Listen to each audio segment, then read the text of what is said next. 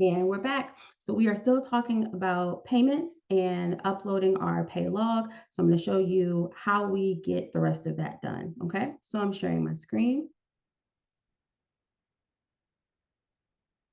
And we're still looking at the pay log. So continuing with the last video that we did, now we see that this new payment has been put into our pay log, which means that the parent has made a payment. So if we want to make sure that this is highlighted in yellow, we have to go through the steps of making sure that we can adequately highlight it in yellow. Okay.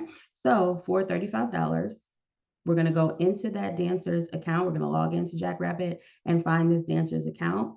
As an added step, I like to go into, let me make sure I'm at the right. Yep, I'm okay. I'm at the right page.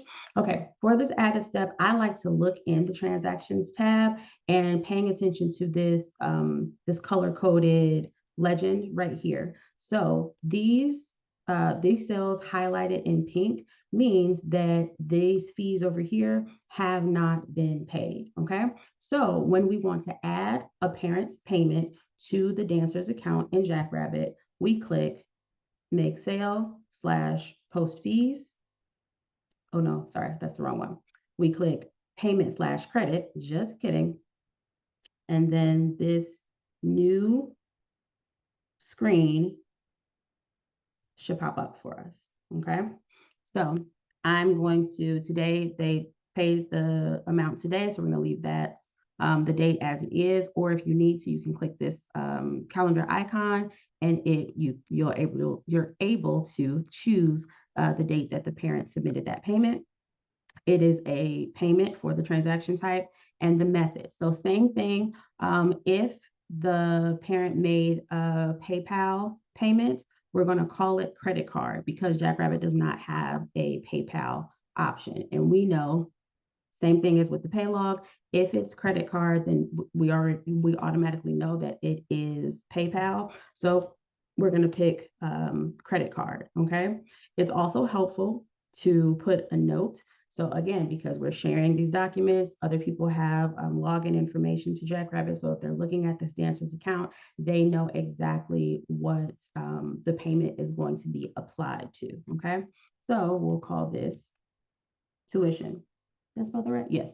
So the note is the payment is supposed to be applied to the dancer's tuition. Okay. Then we come over here. This cell is going to show the total fees that are due. But if the parent does not pay that full amount, then you have to type in the amount that they actually paid. Okay. I think it was 30. It might be 35, whatever. We're going to rock with it. And so this part is really important. You have to make sure that the payment that the parent made is actually applied to the thing it was supposed to pay for. So for instance, if we have tuition and costume fees in the dancer's account, then you have to pay very close attention to make sure that this payment is actually applied to the thing that the parent wants to pay for. So you do that by clicking either apply to oldest fee or to the newest fee. So also the tuition and the costume fee payments are most likely going to have different dates. So that allows you to be a little bit more intentional in checking to make sure that the payments are being applied to the correct item that the parent is intending to pay for.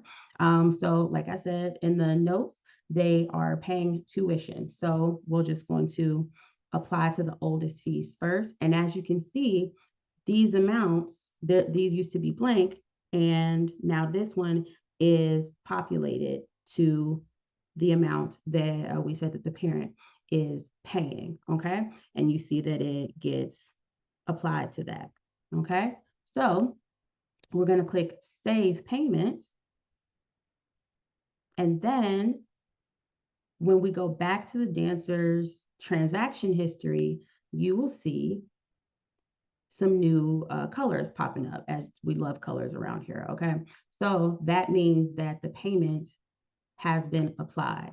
Now there is still an unpaid balance, but there has been a payment that was applied to it.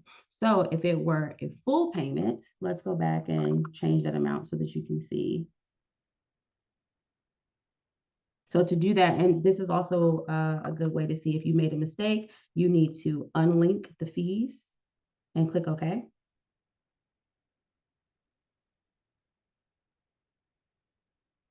And now you see now it's highlighted in green. That means that the payment has been made, but we haven't applied it to any of these fees. Okay. So when you go in, you then click reapply payment and do the same thing that I just showed you. But we are actually going to delete this payment. You can call it error, because I want to show you the difference of what the cells are going to do if the parent makes a full payment. Okay. So go back to payments and credits. And so if they were to pay the full amount, then you don't need to change the amount in this cell here because it's already in there. Just make sure you make a note of what it's covering.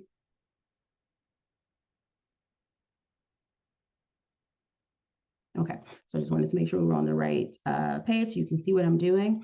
So again, if the parent is making a full payment, then this amount is already going to be in this cell, and you don't need to do anything else with it. You can just leave it as is.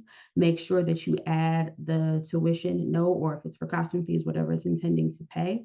And then when you click apply to the oldest fees, you will see that everything is taken care of. And so this amount matches this amount matches this amount, which means this payment took care of all of the dancer's fees. Okay. And so you're going to save that payment. Oh, you're going to save that payment. I keep forgetting about these windows that are popping up and they're disappearing. So when you save that payment, now you see that the pink has gone because all of these fees are accounted for, and the yellow is there to let us know that the payment has been recorded. Okay. So